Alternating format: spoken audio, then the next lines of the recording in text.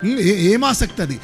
దేవుని వాగ్దానం పట్టుకొని అలసిపోకుండా, తనకు తాను చూసుకోకుండా, సమస్యను హెచ్చించకుండా, not magnifying the problem, magnify the promise of God. Hallelujah. 5 కాదు 50 మంది శత్రువులు ఉన్నా పర్లేదు, ఈ రాత్రంతా నడిచి వాళ్ళ మీద పడతా. ఎందుకంటే నా దగ్గర ఏమున్నది? దేవుని వాగ్దానం ఉన్నది.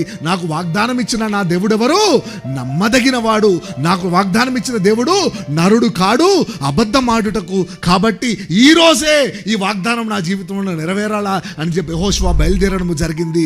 కింద యెహోషువ, పైనుంచి దేవుడు యుద్ధము చేస్తా ఉన్నాడు. కింద యెహోషువ చంపిన వాళ్ళకంటే దేవుడు వడగండ్ల చేత చంపిన వాళ్ళు ఎక్కువ మంది. అంటే ఎవరు తొందరపడతా ఉన్నారు? యుద్ధం ముగించాలా తొందరగా అని. నీకన్నా నీ దేవుడు తొందరపడతా ఉన్నాడు. ఈ వాగ్దానం 2026లో ఎప్పుడెప్పుడు నెరవేరుద్దామా అని చెప్పి. నువ్వు పాలెంలోనే పండుకొని ఉన్నావు అనుకో, గిల్గాలులో 6 నెలలు, ఏమవుతుంది? యెహోషువ కూడా చూస్తూ ఉంటాడు పైనుంచి. వీడు కదిలినప్పుడే నేను కదులుతా అని చెప్పి. You are getting my point, right? ఇప్పుడు ఆశీర్వాదాలు ఆలస్యం కావడానికి ఎవరు కారణము?